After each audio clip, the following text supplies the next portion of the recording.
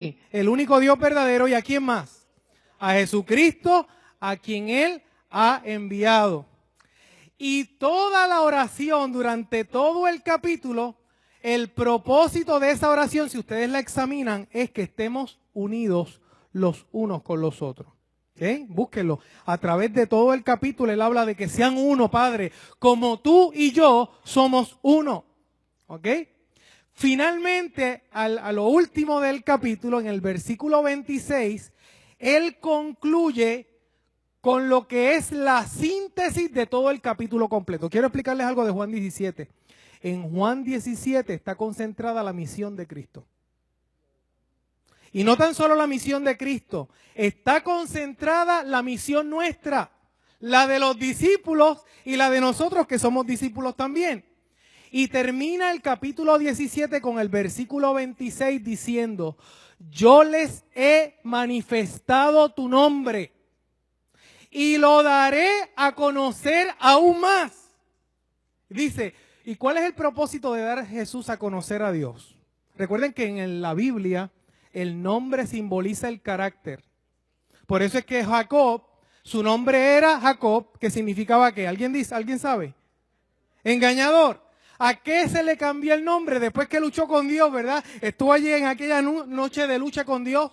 ¿A qué se le cambió el nombre? A Israel. ¿Qué significa Israel? El que ha luchado con Dios y con los hombres. ¿Y qué cosa? Ya ha vencido. ¿Okay?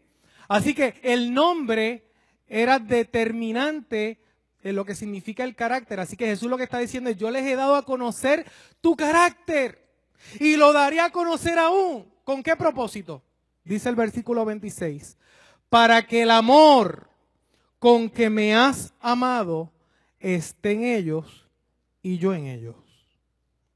Lo que quiero decirles con esto, hermanos queridos, que la misión principal de Cristo es que la gente conociera el amor del Padre, su carácter, y que ese amor permaneciera en nosotros. ¿Okay? Si nosotros no estamos en amor, miren, me sucedió algo bien interesante porque cuando estaba en casa de mi hermana hoy, estaba bañándome, se fue la luz. Y no sé si a usted le ha pasado eso, y esa agua estaba, fría, fría de verdad. Y no tan solo estaba fría, sino que estaba todo en tiniebla. ¿Saben que la Biblia compara el estar en las tinieblas con no estar en amor? Vamos a la Biblia, vamos a Primera de Juan, el capítulo 2. Vamos rapidito, San Juan, el capítulo 2. Y vamos a leer los versículos 9, 10 y 11. Miren lo que dice. El que dice que está en ¿qué? En luz y aborrece a su hermano, el tal aún está en tinieblas. ¿Saben que yo he conocido personas que llevan muchos años dentro de la iglesia y lamentablemente están en tinieblas? Yo quiero hacerte una pregunta. Tú puedes mirar a los ojos a cada persona que está aquí, a cada persona que tú conoces, y ser capaz de darle un abrazo a esa persona y decirle, yo te amo en el nombre del Señor. Decimos amén, ¿verdad? Pero la realidad es esa. Porque si tú no tienes ese tipo de amor, de que tú ames a todo el mundo. Hay gente que ama a todo el mundo, quizás menos al jefe.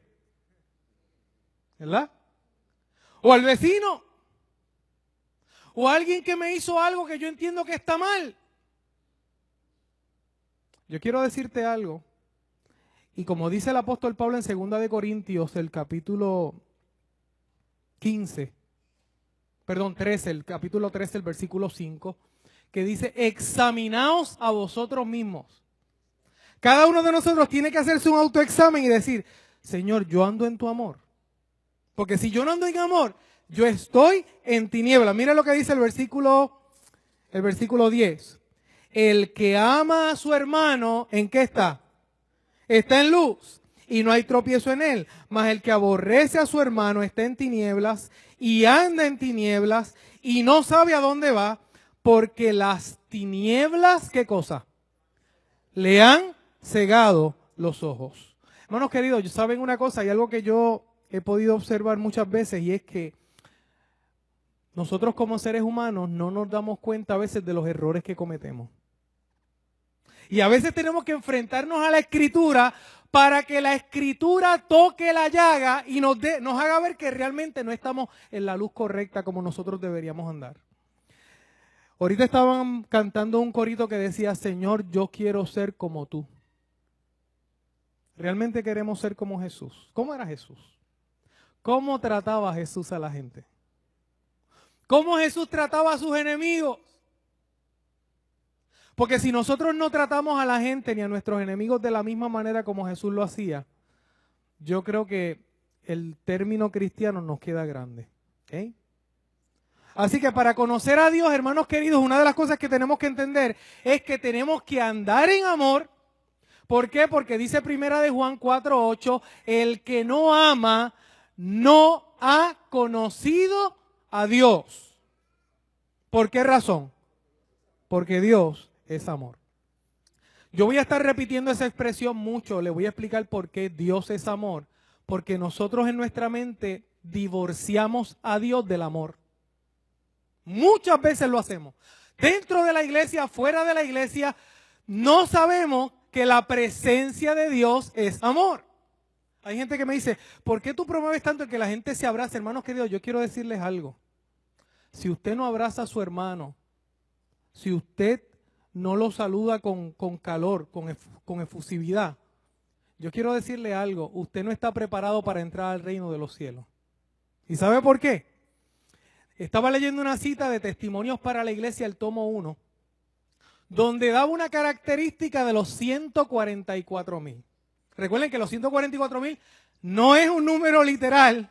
O sea, no es que la gracia de Dios está limitada para 144,000 personas. No, es un número simbólico. ¿Okay? Simboliza 12,000 de cada una de las 12 tribus. Y el número 12 lo que habla es de plenitud, un número completo. ¿Okay?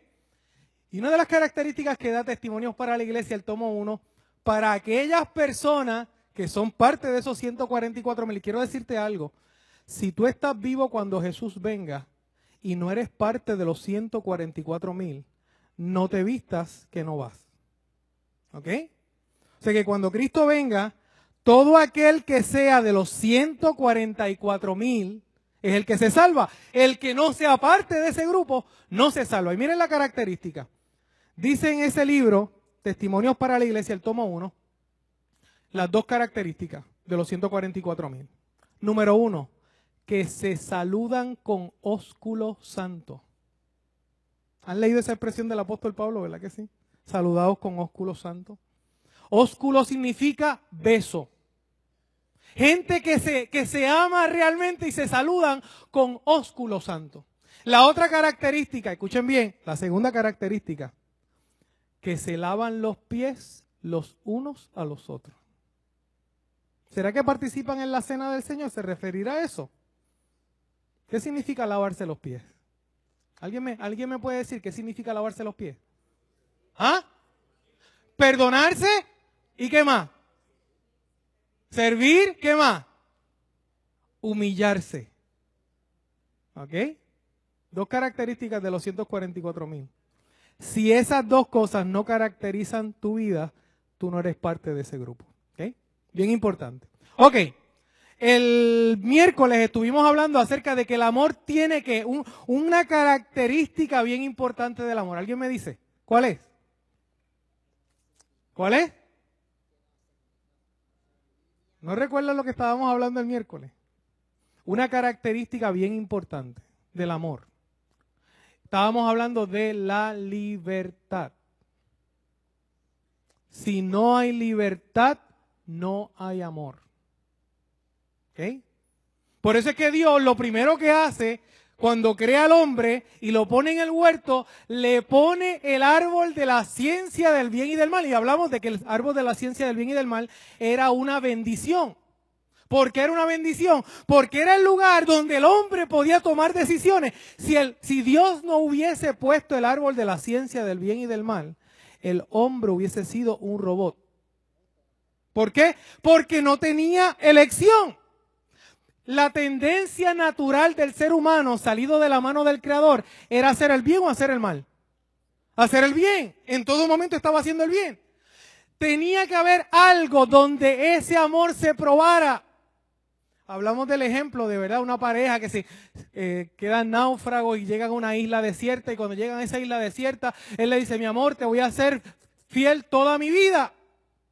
Y dijimos que ese ejemplo como que no tiene sentido, como él le promete a ella fidelidad en una isla desierta. Ahora, si cuando llegan a esa isla y comienzan a subir y ven al otro lado que esa isla está llena de mujeres hermosas, y él le hace la misma aseveración: ¿sabes qué, mi amor? Yo te voy a ser fiel toda mi vida.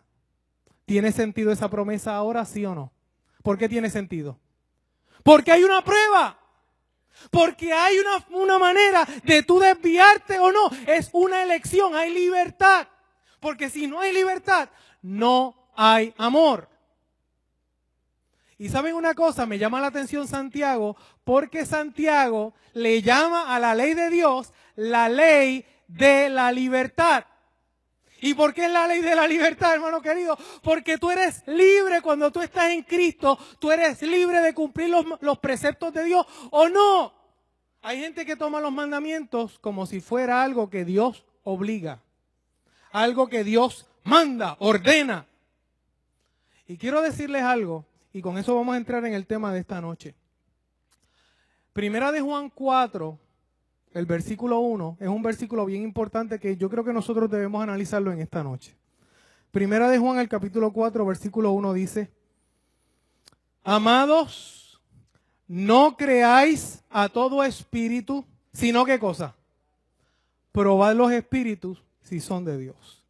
Miren, dentro de la iglesia a veces se levantan personas con un espíritu que no es de Dios. Si nosotros utilizamos ese versículo, que lo hemos usado muchas veces, probar los espíritus, ¿cómo usted prueba un espíritu? Vamos a ver, ¿alguien me dice? ¿Cómo usted prueba un espíritu?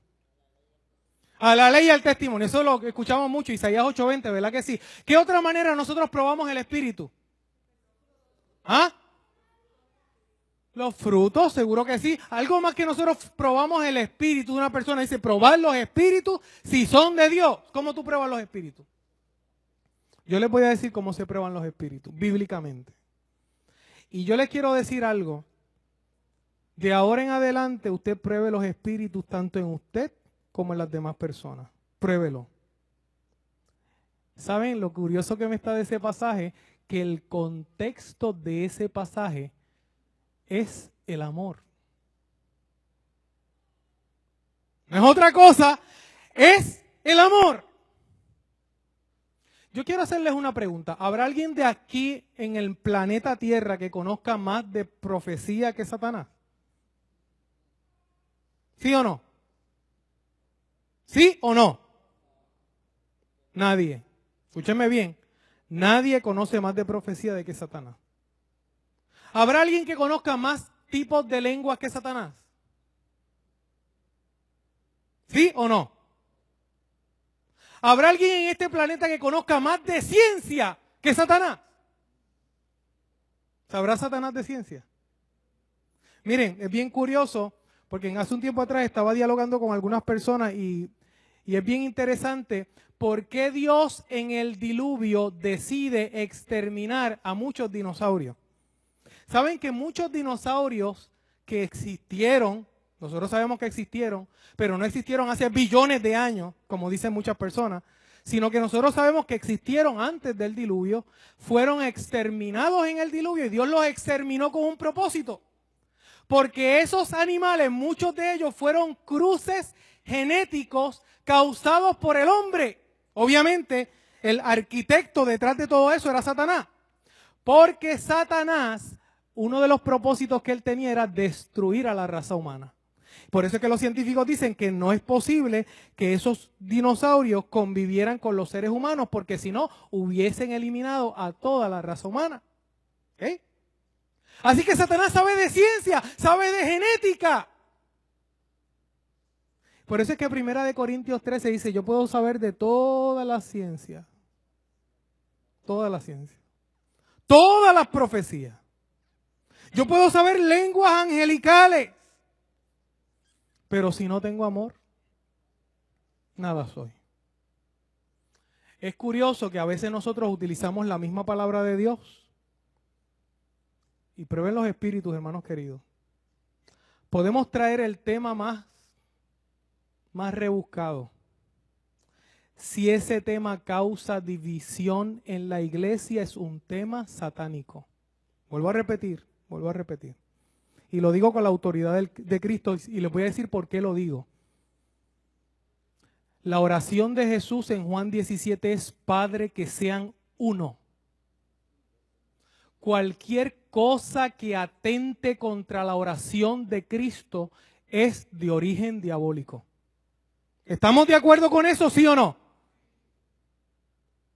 Y estoy hablando bien solemnemente. Por eso es que el apóstol Pablo decía: yo no voy a predicar a nadie, sino a Jesucristo y a este crucificado. ¿Saben qué será el tema del apóstol Pablo? Hay veces que nosotros vemos diferentes cosas que dice el apóstol Pablo y pensamos que eso era lo que él predicaba. Hay una diferencia en lo que tú enseñas y lo que tú predicas. La predicación apostólica era de Cristo y de este crucificado. Esa era la predicación apostólica. De que la gente se entregara al Señor. Esa era la predicación. Muchas veces nosotros nos ponemos a predicar muchas cosas. Yo he escuchado temas a veces en la iglesia que yo digo: Dios mío, ¿qué pasa aquí? ¿Saben? La salvación se encuentra en el santuario. Usted va al santuario, ustedes han visto en el santuario, ¿verdad que sí? El modelo del santuario. ¿Qué era lo primero que usted encontraba en el santuario? Cuando usted entraba dentro del tabernáculo, ¿qué era lo primero que encontraba? ¿Ah? ¿Qué?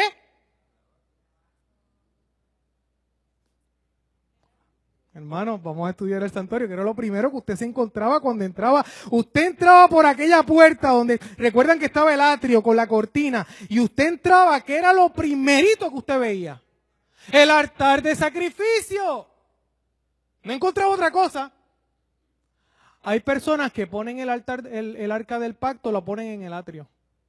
Porque lo primero que le presentan a la gente, al pecador, es: mira, aquí está el arca del pacto. Y usted sabe a lo que yo me refiero con eso, ¿verdad? ¿Qué era lo que había en el arca del pacto? Los mandamientos. ¿Saben que eso no es lo primero que tú le presentas a alguien? Eso es lo último. El arca del pacto estaba al final. Y de hecho, les voy a decir más. ¿Quiénes eran los únicos que tenían acceso al arca del pacto? ¿Y qué pasaba si el sumo sacerdote había pecado, había un pecado que no había confesado y entraba al lugar santísimo? ¿Qué pasaba con él? ¿Okay? Lo que les quiero decir con esto, hermanos queridos, es que nosotros tenemos que entrar por el lugar correcto y llevar a la gente por el lugar correcto. Y lo primero que tenemos que llevar es a Cristo y a este crucificado. ¿Okay? Luego viene la purificación, la limpieza, el bautismo. Viene todo eso como consecuencia de que la persona se encontró con Jesús. Pero en todos esos muebles, hermanos queridos, yo lo que veo es el amor de Dios. ¿Saben que Dios lo hace todo por amor? Todo. ¿Por qué Dios creó este planeta? ¿Alguien me dice? Por amor. ¿Por qué Dios hizo el plan de salvación? ¿Por qué envió a su Hijo a esta tierra? ¿Por qué Jesús murió? ¿Cuál fue la razón? ¿Cuál fue? Lo decimos como con una timidez. ¿Cuál fue? Amor. ¿Por qué Cristo no ha venido a la tierra? Segunda de Pedro 3:9 dice: no es que él tiene su promesa como algunos la tienen por tardanza, sino que es paciente. No quiere que nadie se pierda. Hermano querido, ¿saben una cosa? Yo le doy gracias a Dios que Él no vino hace más de 10 años atrás. Porque yo creo que el primero que se hubiese perdido soy yo. Aún dentro de la iglesia. Y yo sé que el Señor no ha venido y el Señor está retrasando porque quizás todavía hay personas aquí que no andan en amor. No andan en amor. Decimos que andamos en amor, pero cuando tenemos la oportunidad, hablamos del hermano, hablamos del vecino, pensamos mal acerca de él. Y yo quiero decirte algo acerca de pensar mal acerca de alguien. Escúchame bien. Zacarías 8:17 dice: no pienses mal de tu hermano porque yo lo aborrezco. ¿Has pensado mal de alguien? ¿Sabes que Dios aborrece eso? tenemos que aprender, hermanos queridos, a andar en amor, como Cristo nos amó, según Efesios 5:2. Bien, vamos rapidito acerca de lo que dice Primera de Juan, el capítulo 4. Leímos el versículo 1, probemos los espíritus, y el versículo 7, haciendo un poquito de énfasis en eso de probar los espíritus, dice, amados, amémonos unos a otros. ¿Por qué razón? Porque el amor, ¿de quién es el amor? De Dios. Y todo el que ama es nacido de Dios. ¿Y qué pasa con él? Ok, dos cosas aquí bien interesantes. Una persona que ama ha nacido de Dios y la otra es conoce a Dios. ¿En qué consiste la vida eterna? Que te conozcan. ¿Ok? Pero escuchen bien, me llama esto la atención acerca de nacido de Dios. ¿Qué significará eso? Vamos, cuando hablamos de nuevo nacimiento o de nacimiento, tenemos que ir obligatoriamente al capítulo 3 de Juan. Vamos a San Juan, el capítulo 3. San Juan, el capítulo 3. Mira lo que dice San Juan, el capítulo 3. ¿Recuerdan esa entrevista de Jesús con Nicodemo? Hemos escuchado muchos temas acerca de eso, pero yo quisiera hacer énfasis hoy en lo que consiste el nacimiento. ¿Okay? Dice el versículo 5. Respondió Jesús, de cierto te digo, que el que no naciere ¿de qué? Del agua. ¿Y de qué? Y del Espíritu, no entrará en el reino de Dios. No hay forma. No inventes, porque no hay forma. ¿Qué es nacer del agua? ¿Alguien sabe aquí qué es nacer del agua? ¿Qué es nacer del agua? ¿Qué? El bautismo. Simplemente el bautismo. Limpieza. ¿Qué significa nacer del agua? Miren, yo estoy convencido de que muchas personas no han nacido del agua, aunque se hayan bautizado. Ni tan siquiera han nacido del agua. Porque nacer del agua que conlleva una entrega, es un vínculo de amor. Miren, ¿saben que la Biblia compara el bautismo con el casamiento?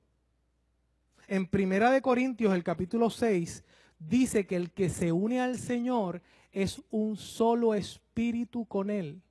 ¿Dónde utiliza esa expresión de ser una sola cosa? ¿En qué otro lugar utiliza la Biblia ese tipo de expresión? Ajá, en Génesis y en Mateo el capítulo 19, ¿verdad que sí? Cuando Jesús habla del matrimonio, dice que los que se unen son una sola ¿qué? Una sola carne. Pues ¿sabe qué? Que el que se une a Cristo es un solo espíritu con Él. Esa es la alusión al matrimonio. Ahora, yo quiero decirles algo. Cuando tú estás unido, escúchame bien, te estás uniendo a Cristo, ¿cuál es el motivo para tú casarte con Cristo? Y vamos a tratar de hacer la alusión con el casamiento. ¿Cuál es el motivo para uno casarse con una persona? ¿Cuál? No, pero hay que considerar que la persona, pues, es una persona que vale la pena. ¿Sí o no? Que tenga dinero. Que sea profesional. Que sea bonita o bonito.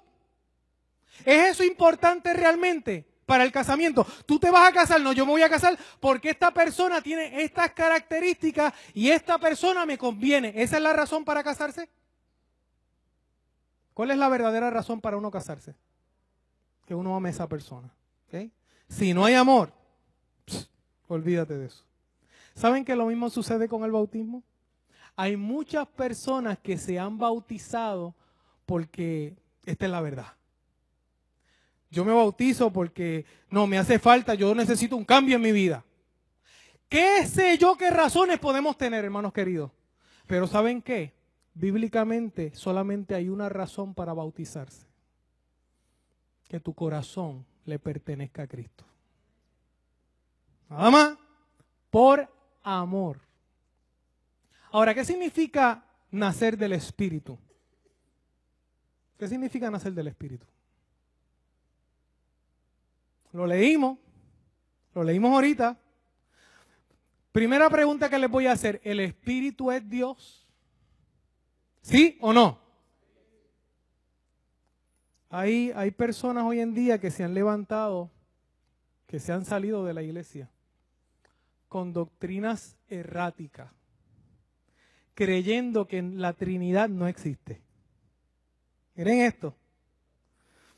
¿Saben que basado en el amor no hay forma, no existe forma de que Dios sea una sola persona? No existe, no es posible.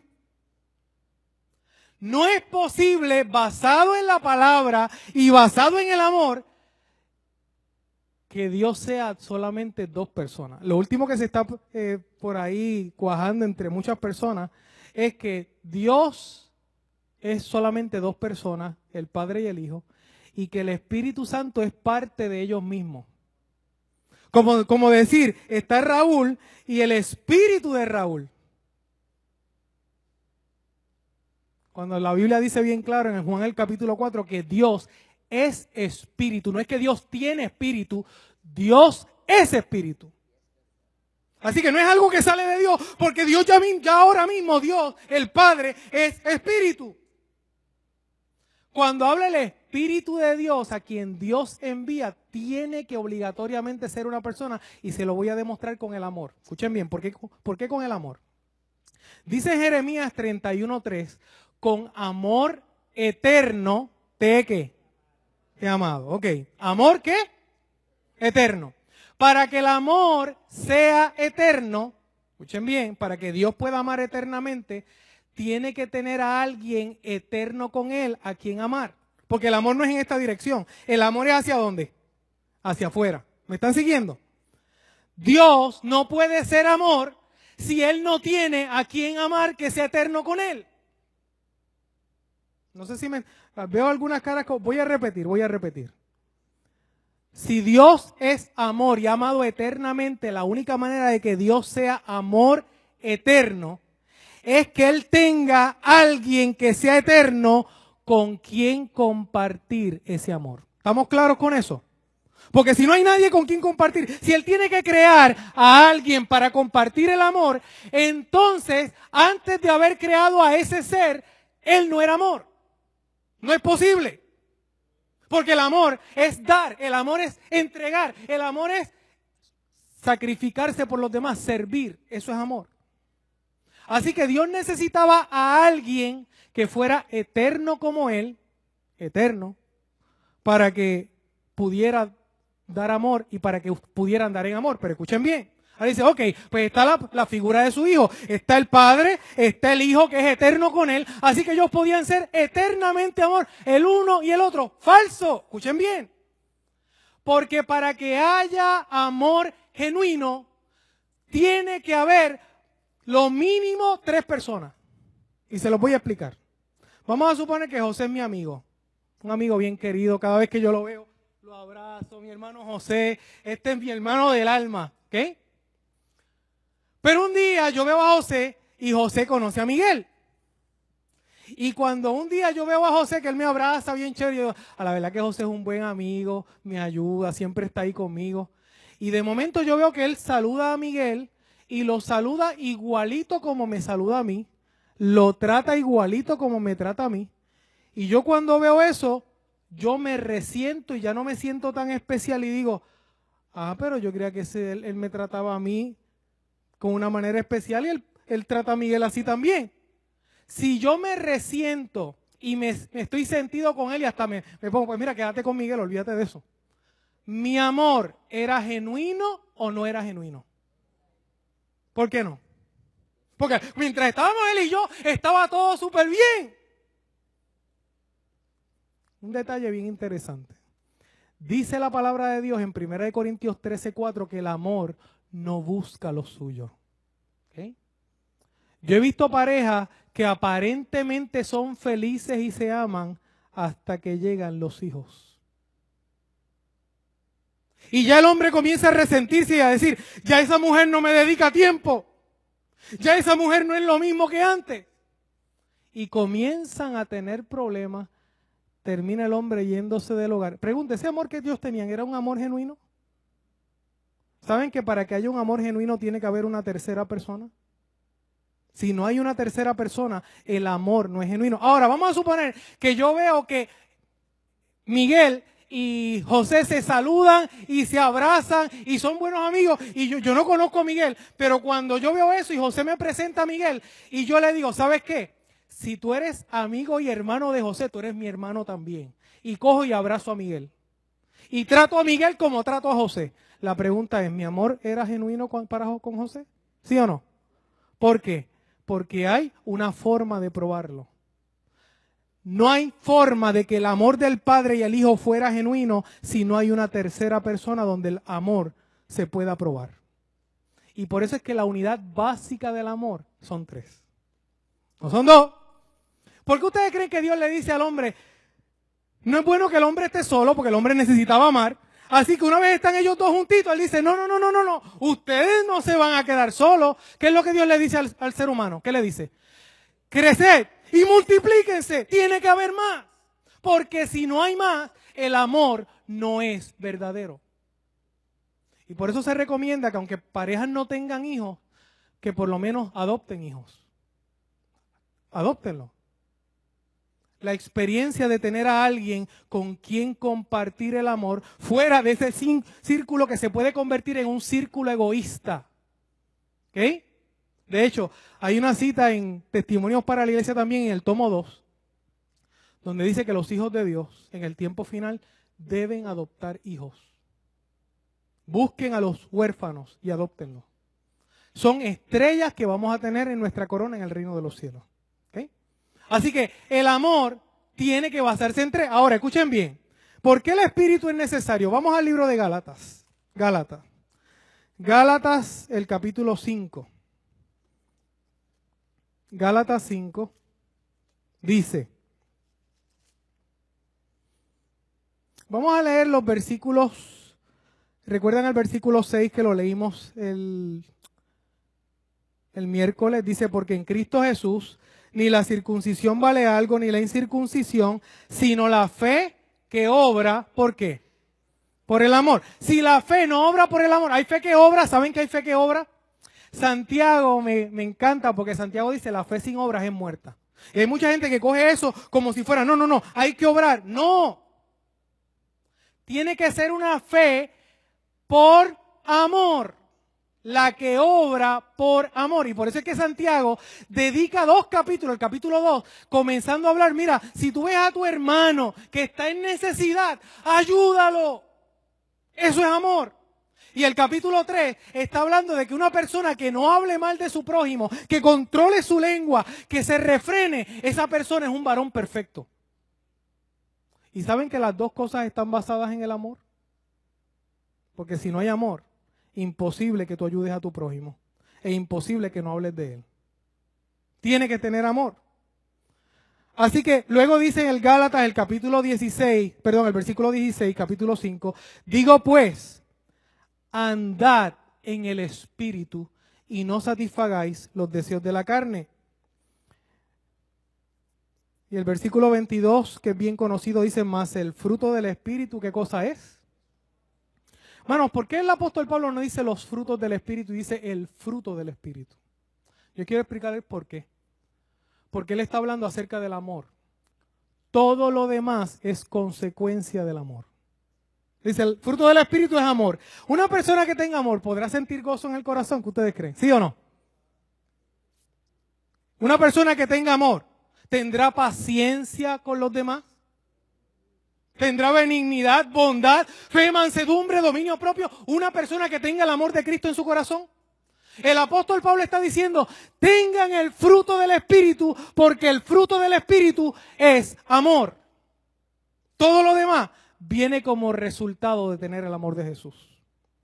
Y por eso, hermanos queridos, lo más importante que nosotros debemos pedir como iglesia y como individuos es el Espíritu Santo. ¿Saben que es imposible para nosotros amar? Seres egoístas. Todas las enseñanzas de la Biblia, el único objetivo es quitar el egoísmo de nuestro corazón. Porque es que somos egoístas por naturaleza. Usted cogió un bebé, una de las primeras palabras que aprende un niño es mío. Esto es mío. ¿Usted ha visto eso? Los niños. Mío. Ruby que brega con niños. ¿Has visto niños egoístas en tu oficina, Ruby? Niños bebecitos. Porque somos egoístas desde que nacemos. Y saben que las enseñanzas de Dios, uno de los propósitos es arrancar el egoísmo, porque todo pecado procede del egoísmo, todo pecado. No existe pecado sin egoísmo. Usted elimina el egoísmo y elimina el pecado. Por eso es que Jesús dice, si alguno quiere venir en pos de mí, Lucas 9:23, niéguese, ¿a qué?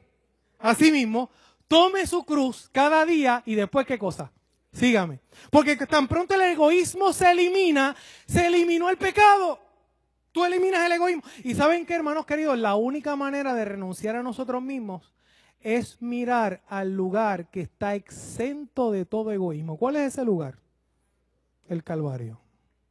Usted mira la cruz y usted va a ver que Dios, hecho hombre, se despojó de todo.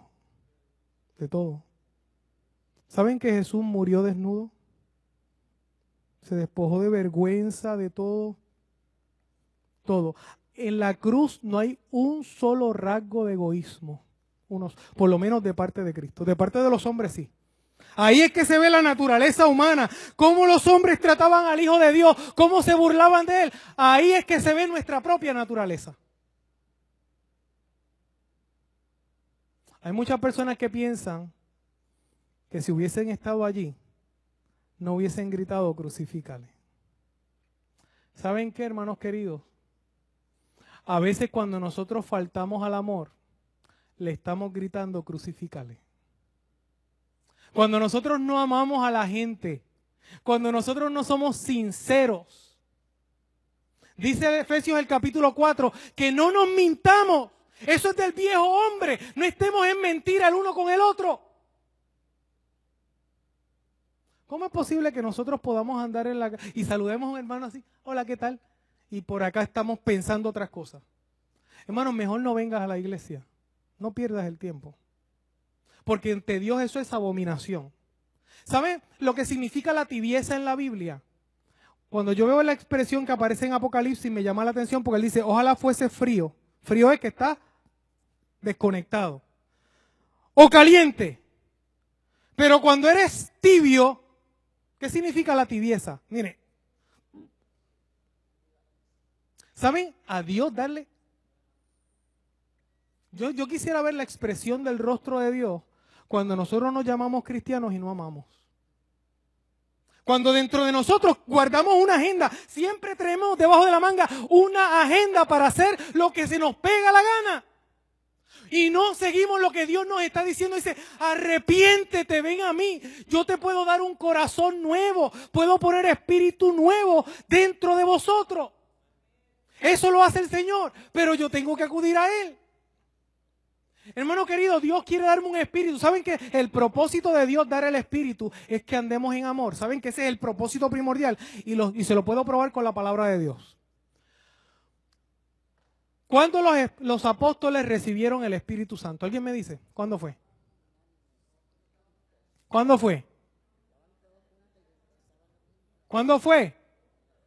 ¿Pero en qué ocasión? ¿Cuál fue la ocasión? ¿Cuántos piensan que los discípulos recibieron el Espíritu Santo en Pentecostés?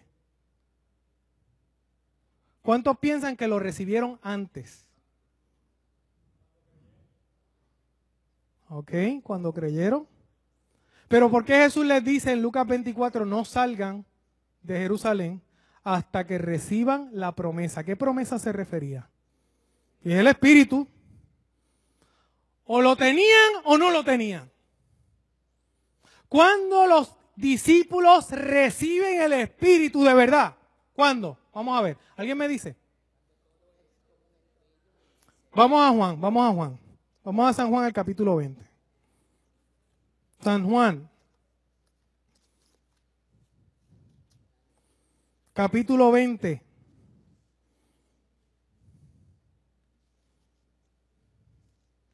Y vamos a leer el versículo 21 y 22. Recuerden que Jesús se les aparece a los discípulos en el aposento alto después de haber resucitado. Y miren lo que les dice. Entonces les dijo Jesús otra vez, paz a vosotros. Qué lindo, porque cuando nosotros estamos en tribulación, cuando estamos como Jesús nos dice paz. tranquilo, yo estoy aquí. ¿Saben que la presencia de Jesús produce paz? Si tu corazón no está en paz, es curioso porque yo he visto muchos cristianos que toman pastillas para la depresión. Su corazón no está en paz. Cuando dice Isaías 26:3, tú guardarás en completa paz a aquel que se toma la pastilla. Así dice. Aquel cuyo pensamiento en ti persevera. Yo he visto milagros, hermanos queridos, de personas que tomando pastillas, tomando cosas, dejan que Cristo entre en su vida. Y Cristo cambia la situación. Porque Cristo trae paz. Si algo trae paz en el corazón es la presencia de Cristo. ¿Okay? Así que lo primero que Jesús le dice a ellos es, paz a vosotros. Como me envió el Padre, así también que yo os envío. Mañana vamos a ver a qué nos envía Cristo. ¿Okay? Y como hubo dicho esto, ¿qué hizo Jesús? Sopló. Y les dijo ¿qué cosa? ¿Qué les dijo? ¿Reciban qué? ¿Jesús los estaba engañando o ellos iban a recibir el Espíritu Santo en ese momento? ¿Sí o no? Pero espérate. No entiendo. ¿Por qué si Jesús le dice reciban mi Espíritu y le sopla para que ellos reciban el Espíritu Santo en ese momento? Más adelante en Lucas 24 y en Hechos el capítulo 1 le dice, no salgan de ahí hasta que reciban el Espíritu Santo.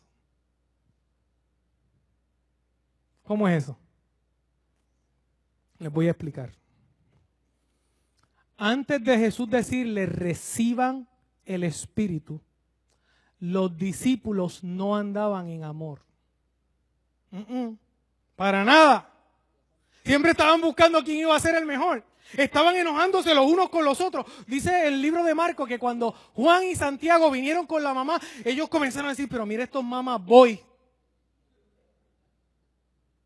Mira, maestro, para que mis hijos se sienten uno a tu izquierda. Y ellos dicen que los discípulos se enojaron.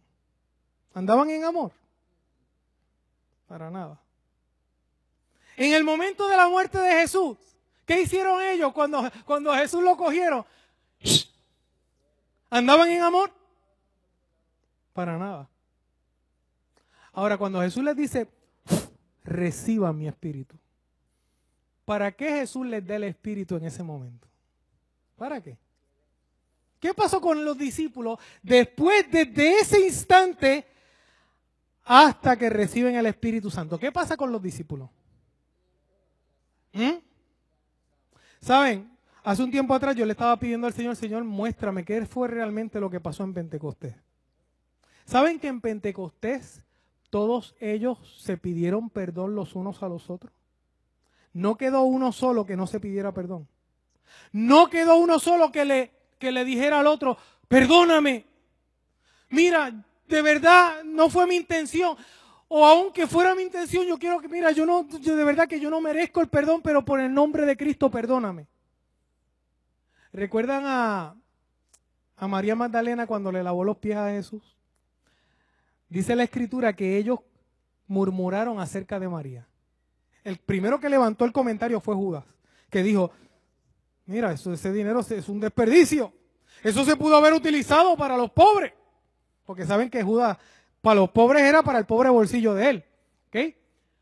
Y los discípulos se envolvieron en ese comentario. ¿Saben que en el aposento alto los discípulos se le acercaron a María y con lágrimas en los ojos le dijeron, María, perdónanos, hablamos mal de ti. Y tú hiciste la obra más hermosa que se pudo haber hecho por el Maestro. Y como dijo el Maestro, que donde quiera que se predique este evangelio, vamos a estar hablando de lo que tú hiciste. Nosotros lo vamos a contar en todo el mundo para que la gente sepa lo que es una entrega, para que la gente sepa lo que es el amor perdonador de Cristo a través de lo que tú hiciste. Ellos se abrazaron, se perdonaron.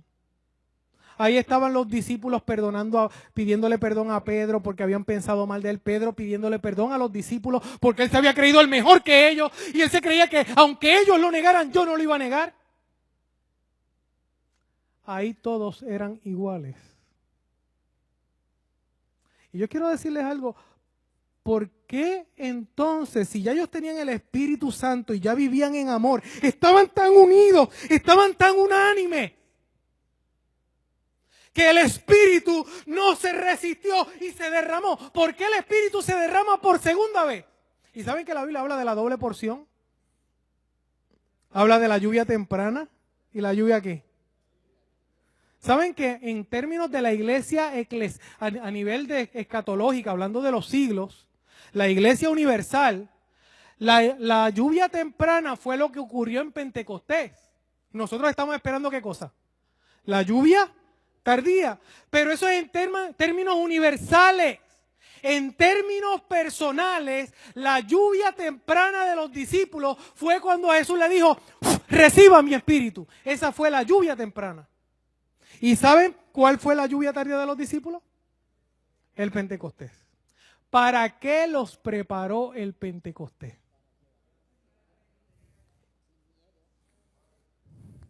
Miren, mi gente, yo les voy a decir, para que aprendieran a amar a la gente. ¿Cómo tú puedes amar a los de afuera si no amas a los de adentro?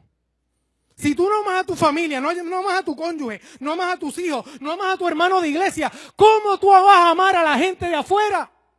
Imposible. La lluvia temprana es para que la iglesia se ame y una vez se ame y esté unida, estén preparados para amar a los de afuera. Y saben una cosa, hermanos queridos, cuando la gente de afuera sienta que realmente nosotros los amamos, la gente se va a convertir a Cristo. No que lo estás tratando de convencer, no que le estás tratando de cambiar la conducta, que tú lo amas y que lo quieres salvar. He visto muchos ejemplos. ¿Saben que todavía no he visto un solo ejemplo en mi vida de persona que no se sienta amada, que no se convierta? Yo a veces hablo con una persona y comienzo a hacerlo sentir que lo amo. La persona va a terminar en el Evangelio. Termina en el Evangelio. Porque es que no hay otra manera. Si la persona se abre al amor de Dios y siente que yo me preocupo por esa persona, que lo hago desinteresadamente, la persona se entrega a Cristo. Hace un tiempo atrás recibí un mensaje de texto de una persona. Yo envío muchos mensajes de texto. Yo envío cerca de 800 mensajes de texto de un solo botón. ¿Ok? 2, 3 veces en semana a 800 personas diferentes yo les envío mensajes de texto. Ahora mismo quizás si estamos transmitiendo por internet, algunas de las personas me están viendo por internet. Así que un saludito especial a todos aquellos que yo les envío mensajitos de texto. Yo lo que envío es palabra, no envío otra cosa. La palabra de Dios, porque la palabra de Dios es más que suficiente. ¿Okay? Así que yo enviando mensajes de texto, ustedes saben que hay personas que a veces cambian de número de teléfono. O sea, por ejemplo, yo me doy de baja de mi teléfono y quité el número y puse otro número. Pues lo que hacen es, esa persona se sale y ese número lo coge quizás otra persona, ¿verdad que sí? Pues esa persona cuando recibe el mensaje de texto me contesta para atrás y me dice, ¿quién me está enviando esto? Y yo, me lo está enviando fulana, pues fulana soy yo. Y dice, no soy fulana, soy fulano. Y comenzamos a dialogar. Y entonces me dijo, gracias por el mensaje, pero yo soy ateo. Así que yo le dije, ¿sabes qué? Se necesita más fe para ser ateo que para no ser ateo. Y dice, ¿y por qué tú dices eso? ¿Tú me conoces? Y yo, no, es que para no creer en Dios se necesita mucha fe. Porque la evidencia es tan contundente acerca de Dios. Todo lo que yo veo alrededor, yo veo la mano de Dios, que para no creer en Dios se necesita mucha fe. Así que comenzamos a entablar una conversación. Estuvimos varios días compartiendo diferentes mensajes. El último mensaje que me envía, y yo espero que me esté viendo por la internet, es que dice, Raúl, yo le quiero entregar mi corazón a Jesús. No fue por casualidad, hermanos queridos. Y yo sé, donde quiera que esté José Santiago, te amo en el nombre de Cristo. ¿Ok? Porque él es mi hermano ahora. Yo no lo conozco personalmente, todavía no lo he visto. Pero yo sé que cuando yo lo vea, yo lo voy a abrazar y le digo, aquí estoy yo, siempre estaré allí ayudándote en todo lo que necesites. Porque, hermanos queridos, el evangelio no es otra cosa que llenarnos del Espíritu Santo para amar a las demás personas. Cuando nosotros comencemos a amar, no estemos mirando números, sino que lo que estemos esperando es, Señor, ayúdame a salvar a mi vecino. Ayúdame a salvar a mi compañero de trabajo. Ayúdame a salvar a toda esa persona que se acerca a mí. Dios mío, dame tiempo, dame ayuda, dame fuerza para poder salvarlo. Cuando nosotros pensemos así, hermanos queridos, vamos a tener la misma mente de Cristo. ¿Ok? ¿Saben? Y termino con esto. Yo no entendía cuál era el propósito de la oración intercesora. A veces nosotros estamos orando muchas veces por la gente. Y estamos intercediendo por la gente. Y yo quiero decirles algo, que hemos tenido un concepto un poquito distorsionado de lo que es la oración intercesora, porque pensamos que por medio de la oración intercesora vamos a cambiar el corazón de Dios. O sea, vamos a suponer, y perdona que utilice a José como ejemplo, pero José es mi hermano y él no se va a molestar por eso. ¿Okay? Y está cerquita de mí. Digamos que yo estoy orando por José. Él tiene una situación y yo, Señor, ten misericordia, ayúdalo, Padre, bendícelo. Y yo estoy orando para que el Señor bendiga a José, para que lo ayude a salir de su problema. Yo quiero hacerles una pregunta. ¿Mi oración va a cambiar el corazón de Dios? Saben que hay un ejemplo en la Biblia acerca de la intercesión. Y si usted va a hablar de intercesión, tiene que ver ese ejemplo en la Biblia y es el ejemplo de Moisés. ¿Hay un ejemplo de intercesión en el Antiguo Testamento quizás más grande que el de Moisés? No creo. En una ocasión, Dios le dice a Moisés, Moisés, déjame eliminar este pueblo, déjame raerlo completo, que yo voy a hacer de ti una nación nueva. ¿Qué hizo Moisés? Señor, tú tienes razón. Es verdad que con esta gente no se puede bregar. Elimínalos ya. ¿Eso fue lo que dijo Moisés? ¿Qué fue lo que hizo Moisés? Primero dijo, Señor, por favor, no. La gente se va a burlar de nosotros. Va a decir, pero ¿qué clase de Dios tienen ellos? Los sacó de Egipto para que murieran en el desierto. No permitas una cosa como esa. Y más adelante le dice, Señor, si tú vas a hacer eso, mejor ráeme a mí de tu libro. Sácame del libro. Pero no, por favor, perdónalos a ellos. ¿Tú estás dispuesto a interceder por alguien a ese nivel? Señor, haz que me pierda, por favor, que yo me pierda, pero por favor salva a mi hermano.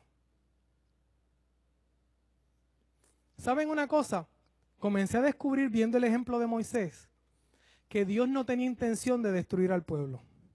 La palabra dice que Dios no es hombre para que mienta, ni hijo de hombre para que se arrepienta. Entonces, ¿por qué Dios dice una expresión como esa? Dios estaba tratando de probar el corazón de Moisés. Para que Moisés pudiera revelar que estaba teniendo el mismo corazón de Dios. Ese era el propósito de la intercesión. Dios quiere crear en nosotros el mismo corazón que Él tiene. Cristo intercede por nosotros. El Espíritu intercede por nosotros. Tú tienes que interceder por tu hermano. Si tú no estás pensando en tu hermano, si tú no lo amas, si tú no lo llamas por teléfono, si no te preocupas por él, tú no tienes el Espíritu de Cristo. Y a eso yo quiero concluir en esta noche, hermanos queridos, diciéndole a ustedes que lo más importante en nuestra vida es tener el Espíritu de Dios para que tengamos el mismo amor que Cristo tuvo por cada uno de nosotros. Nada más. Salim va a tener una parte especial. Y en lo que Salim canta, yo voy a estar intercediendo por la iglesia. No porque el Señor vaya a cambiar el corazón por mi intercesión. Es que yo necesito tener el corazón de Jesús. Pero mientras yo oro, Salim canta y oro, yo voy a estar orando porque yo al final voy a hacer un llamado. Y en este llamado es simple y sencillamente, Señor, yo quiero que tú hagas la obra que tienes que hacer en mí en la lluvia temprana. Si hay alguien, hermano querido, que tiene que ajustar cuentas en estos días con alguien, si hay alguien que tiene que pedirle perdón a alguien o perdonar a alguien, el momento es ahora. La palabra dice, si oyereis hoy su voz, no endurezcáis vuestros corazones. Y mientras Salim canta, yo voy a estar orando en mi corazón. Y cuando haga el llamado, yo quiero orar por ti, para que el Señor sane tu corazón y tú comiences a caminar en el Espíritu de hoy en adelante, que hoy tú nazcas del Espíritu, que es lo mismo que nacido de Dios, porque dice, todo el que ama es nacido ¿de quién? De Dios. Que tú puedas nacer de Dios en esta hora.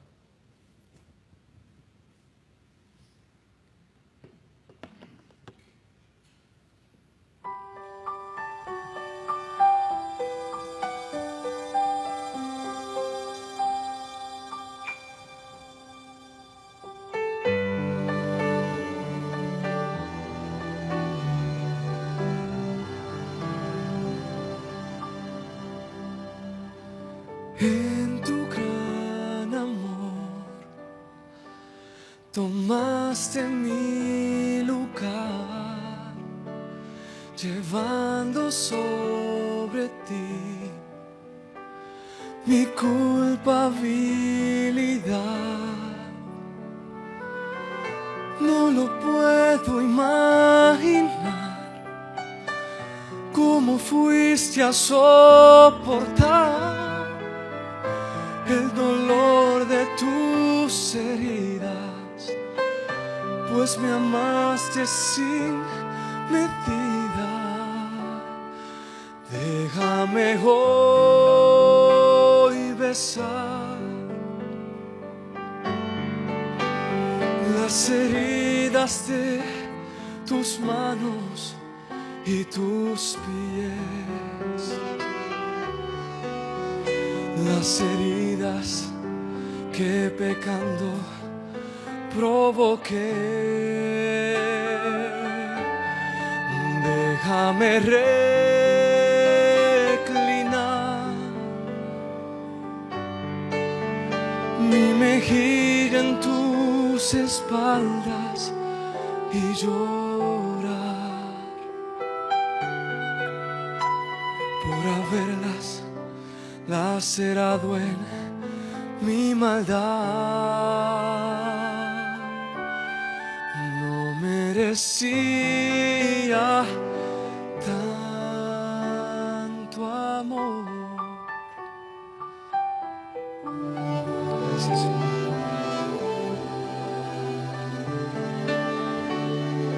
En tu gran amor tomaste mi lugar, llevando sobre ti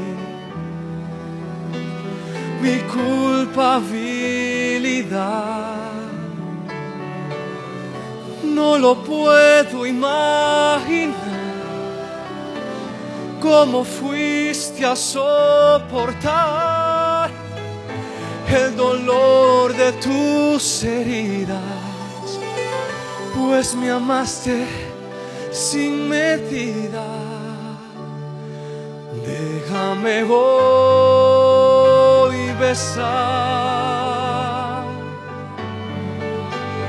las heridas de tus manos y tus pies,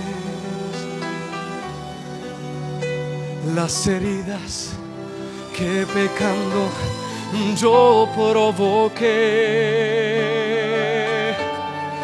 Déjame reclinar mi mejilla en tus espaldas y llorar por haberlas lacerado en mi maldad. Déjame hoy besar las heridas de tus manos y tus pies, las heridas que pecando provoqué. Déjame reclinar